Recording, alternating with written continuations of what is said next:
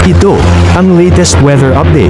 Alamin ang pinakasariwang ulat panahon ngayon dito sa Information TV Educational Channel. Sa kasalukuyan po ay wala tayong binabantayan na LPA o bagyo sa loob at labas ng ating Philippine Area of Responsibility, bagamat asahan pa rin po natin magpapatuloy yung epekto ng easterlies pati na rin po ng northeast monsoon sa iba't ibang bahagi po ng ating bansa. Dulot po na epekto ng amihan na nakaka-apekto currently dito sa may area ng Northern Luzon, maaaring maranasan po yung may hinang mga pagulan o mga pag-ambon dito po sa may eastern sections ng Northern Luzon area. Samantalang sa nalalabing bahagi naman po ng ating bansa ay patuloy ang epekto ng easterlies o yung mainit na hangin na nanggagaling sa karagatang Pasipiko. Kaya asahan po natin sa malaking bahagi ng ating kapuluan ay mararanasan pa rin po yung mainit na panahon, lalong-lalo na pagdating ng tanghali. At kumikita po natin dito sa ating latest sa satellite animation, may mga kaulapan po tayo na mamataan, lalong-lalo na po dito sa may area ng Mindanao. So possible po yung easterlies magdudulot ng mga pag-ulan, especially po sa may eastern sections ng Mindanao area, at mataas po yung tsansa ng makulimlim na panahon sa may Mindanao ngayong araw. At sa nalalabing bahagi naman po ng ating bansa, maaliwalas naman po yung magiging panahon natin except na lamang yung mga posibilidad ng mga panandalian o biglaan na buhos ng ulan. Sa mga susunod na araw, inaasahan po natin na magpapatuloy yung epekto ng northeast monsoon sa may bahagi ng Luzon. Possible na lumakas po yan sa mga susunod na araw.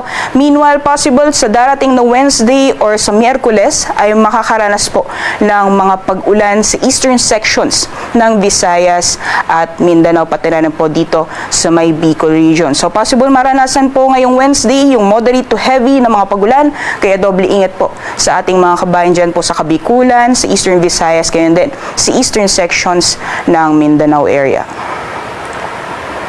So magiging lagayon po ng panahon ngayong araw, dulot po na epekto ng hanging amihan ay makakaranas po ng mga light to moderate or light na mga pag-ulan sa bahagi po ng Batanes, Cagayan, pati na rin po dito sa Apayao. Samantalang sa nalalabing bahagi ng Northern Luzon, dyan po sa may Ilocos Region, Cordillera Administrative Region, at sa nalalabing bahagi ng Cagayan Valley, magiging maaliwalas man po yung panahon except na lamang yung mga isolated light rain, so may hina mga pag-ulan o mga pag-ambon.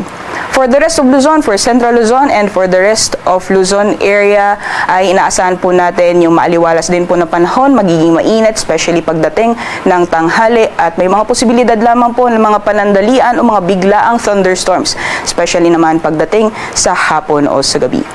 Temperature forecast naman sa mga piling syudad dito po sa Luzon for Lawag ay maglalaro 23 hanggang 31 degrees Celsius.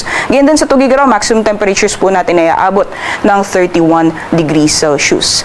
Agwat po ng temperatura sa Baguio ngayong araw, maglalaro 16 hanggang 23 degrees Celsius, 23 to 33 degrees Celsius naman para dito sa Metro Manila, at 23 to 29 degrees Celsius dito po sa Tagaytay. Para sa Legazpi, agwat po ng temperatura ay maglalaro 24 hanggang 31 degrees Celsius.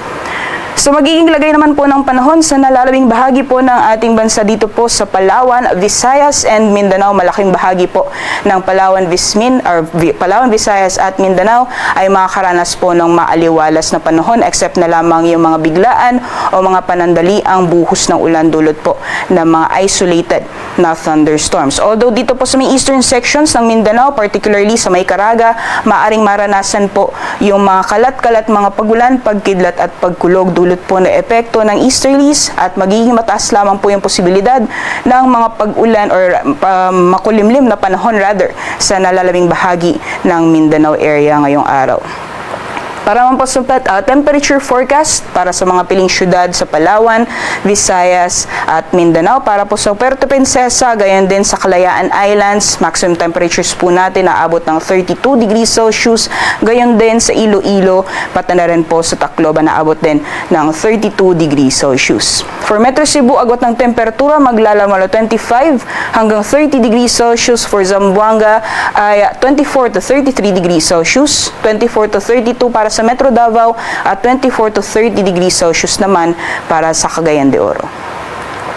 Sa kalagayan po ng ating karagatan, wala po tayong gale warning sa ngayon, ngunit iba yung pag-iingat pa rin sa mga plano pumalaot sa mga dagat baybayin ng Northern Luzon dahil inaasahan pa rin po natin yung katamtaman hanggang sa maalon na karagatan. At dahil inaasahan po natin sa mga susunod na araw na unti-unti pa rin lalakas yung epekto nitong hanging amihan, maaaring maranasan po yung maalon hanggang sa napakaalong karagatan sa iilang dagat baybayin ng Northern Luzon simula po yan bukas. Kaya doble ingat po sa ating mga kababayan, lalong-lalo na yung may mga maliit na sakyang pandagat para po sa mga plano pumalaot sa mga dagat baybayin ng Northern Luzon sa mga susunod na araw. Sunrise po natin ngayong umaga ay 6:24 a.m. at sunset naman ay 5:56 p.m.